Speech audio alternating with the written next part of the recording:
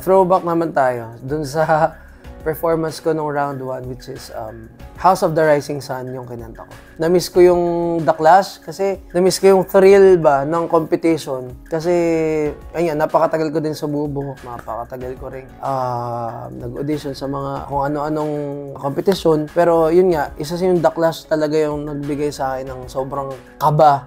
Dahil pagpasok mo, bukod sa randomizer na nakakakaba, yung paglabas mo doon, nandun yung panel of judges. Sila Miss Ai, si Miss Lani, and si Kuya Sina, napaka-intimidating.